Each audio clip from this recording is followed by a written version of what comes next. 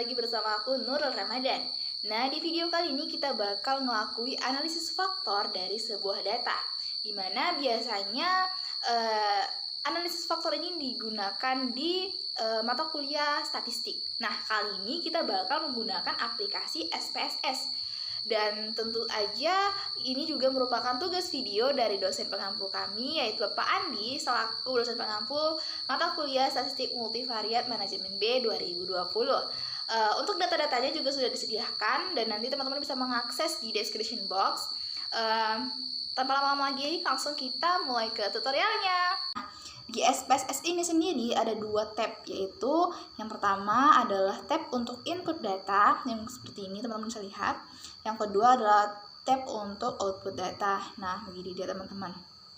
Oke, langsung aja kita ke tab input data. Di tab input data itu sendiri ada data view dan juga variable view, di mana di data view itu dia untuk meletakkan atau membuat memasukkan variabel-variabelnya nanti, dan di data view itu untuk memasukkan data-datanya. Jadi kita membuat variabelnya dulu ya teman-teman. Nah, data sendiri kita sudah ada, ini dikasih dosen aku. Oke, nah ini dia.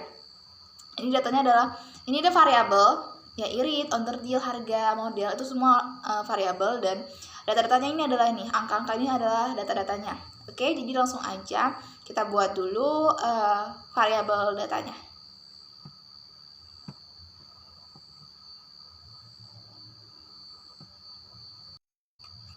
Oke teman-teman, kayaknya lebih mudah kalau kita copy dulu datanya agar dia langsung terbaca otomatis. Kenapa aku pilih copy dulu? Karena kalau aku pilih copy nanti ada beberapa yang udah terbaca otomatis oleh sistem, jadi kita nggak perlu ubah manual lagi gitu.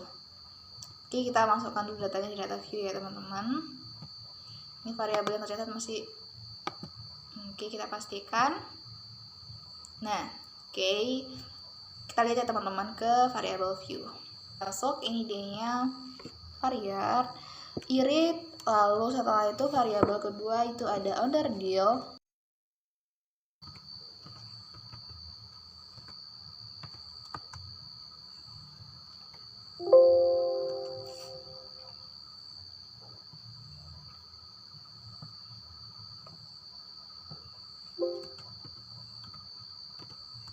Nah teman-teman, perlu teman-teman ingat ya, untuk di penulisan name ini merupakan nama variabelnya dan nggak boleh ada spasi di sini. Jadi memang kalau memang harus dua kata, nanti dia bisa teman-teman gunakan tanda penghubung gitu. Intinya jangan pakai spasi. Dan yang terakhir itu adalah kredit. Nah, untuk tipe datanya kita bisa memilih numerik udah bener nih semuanya. Oke, untuk win kita langsung atur aja, desimalnya kita buat 0 aja. Oke, boleh buat 2.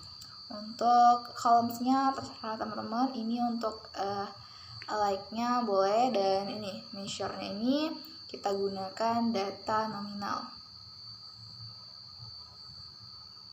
Karena aku jelaskan sedikit ya, untuk skill ini merupakan jenis data yang nggak berupa angka, jadi dia boleh tulisan gitu aja. Nah, untuk ordinal dan nominal teman-teman bisa pelajari sendiri itu bedanya apa.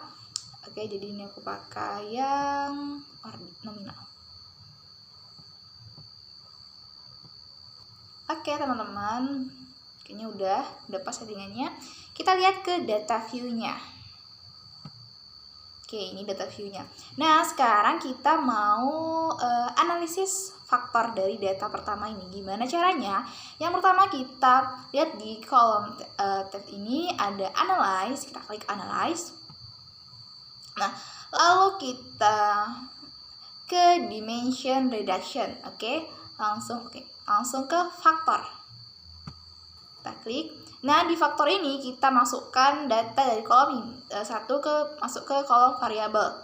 Mana-mana data yang ingin difaktorkan itu kita masukkan. Ini kita masukkan irit, onderdil, harga, model, warna. Oke teman-teman, kayaknya aku ada yang salah nih ya. Di promosi aku buat datanya masih jenis scale, jadi kayaknya aku bakal cancel dulu. Kita masuk ke variable view lagi. Maaf teman-teman. Oke, ini masih scale. Kita ubah dulu ke nominal ya teman-teman.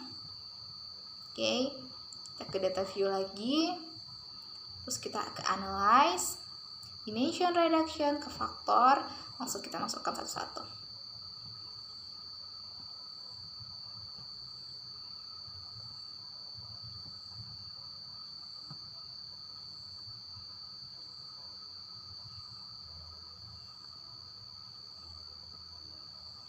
Ini udah masuk, sekarang tinggal kita analisis. Gimana caranya? Caranya adalah teman-teman klik di sini descriptive, oke. Lalu teman-teman centang di KMON Barlet, terus juga anti image, dan teman-teman continue. Setelah itu teman-teman klik OK. Tunggu sebentar. Nah, teman-teman udah muncul nih dia datanya dari hasil analisis. Nah, kita lihat dulu teman-teman, dianya di KMO-nya udah di atas 0,5, berarti datanya ini sudah terverifikasi gitu. Berarti datanya udah benar. Kita lanjut ke data yang kedua. Kita udah masuk ke database atau tampilan untuk kita masukkan data yang kedua. Di mana di data kedua ini kita diminta untuk menstandarisasi data. Gimana cara menstandarisasi data? Oke, kita lihat videonya ya teman-teman.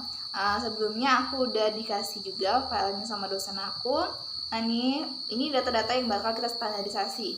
Nah itu ada variabel gaji, komisi, bonus, absen, tes, anak, dan kunjung. Sebelumnya kita copy dulu datanya ya teman-teman.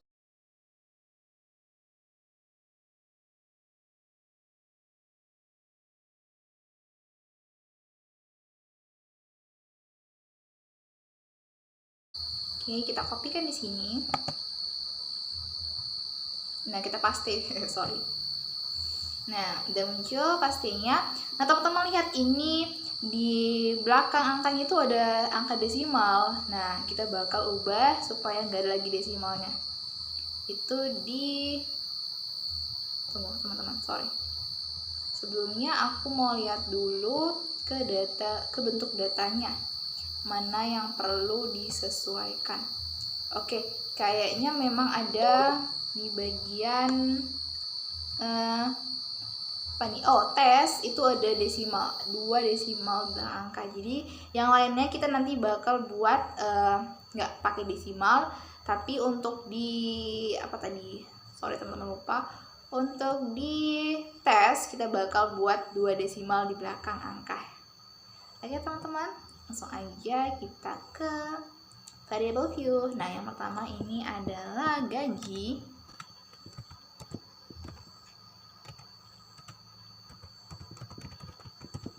Nah, teman-teman udah kita perhatikan kan di sini semua desimalnya itu masih 2. Jadi kita nolkan aja desimalnya. Untuk di tes tadi baru pas 2 ya, teman-teman.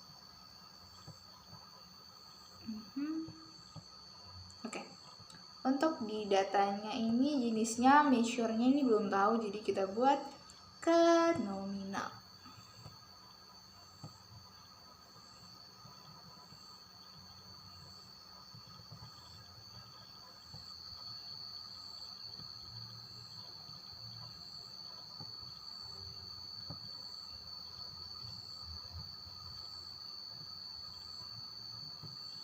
Untuk ke like-nya alike ini nggak masalah sih buat aku. Nah teman-teman, label ini apa? Biasanya label ini kalau dibuat untuk keterangan. Jadi misalnya ini gaji, ataupun nanti gaji 2 kata, berarti nanti misalnya gaji karyawan atau GK gitu kan. Nanti di labelnya itu dibuat keterangan ini adalah gaji karyawan. Jadi ini maksudnya label ya teman-teman, kalau teman-teman masih bingung. Nah setelah itu kita ke data view. Nah udah mulai di data view ini udah kelihatan kan teman-teman, udah mulai rapi. Data-datanya yang sini udah mulai, dan sini juga 2 desimal sama rata. Langsung aja kita standarisasi. Gimana cara standarisasi? Pertama kita ke analyze, lalu description statistic, dan kita ke descriptive. Nah, di sini kita masukkan variabel yang mau kita standarisasi. Oke, masukkan semuanya.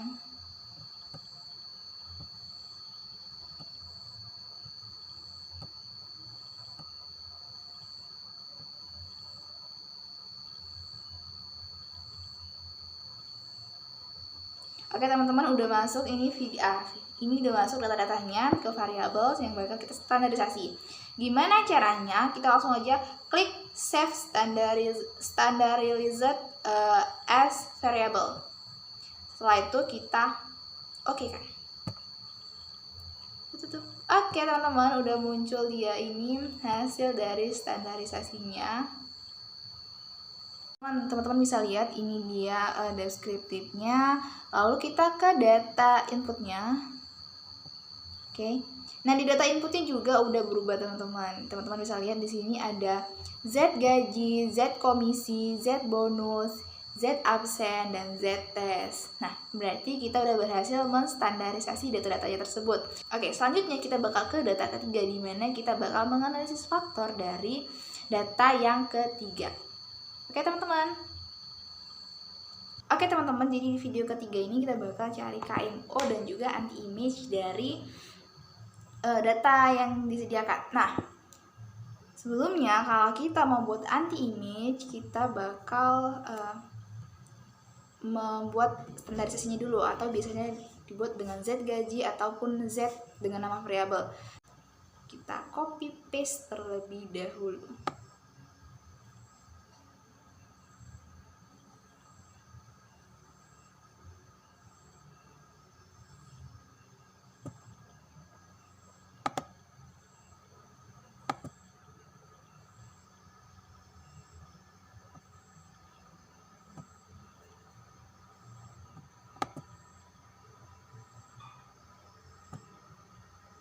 Oke teman-teman, ini udah tercopy paste untuk yang data ketiga. Kita ke variable view untuk mengedit variabel-variabelnya. Oke, langsung aja yang ke pertama itu dia ada.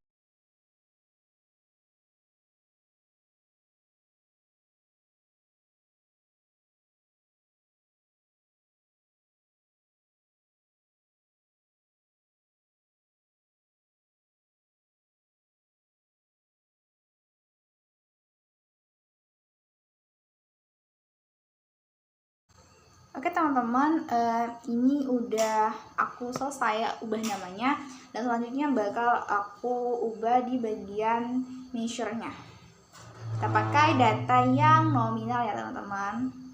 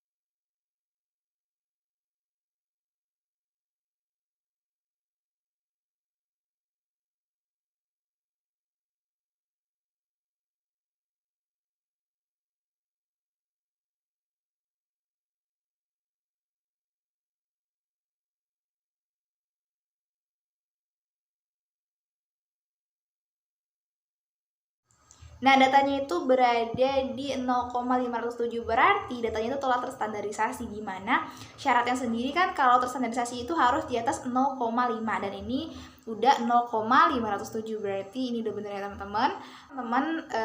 Kita udah selesai nih memasukkan data dan juga kita telah menghasilkan output dari data tersebut. Nah, untuk selanjutnya kita bakal lanjut ke video kedua, di mana di video kedua ini kita bakal melakukan pembahasan dari hasil data-data yang telah kita analisis ini. Nah, gimana sih, apakah sudah benar ataukah sudah sesuai? Kita bakal bahas di video selanjutnya teman-teman, oke?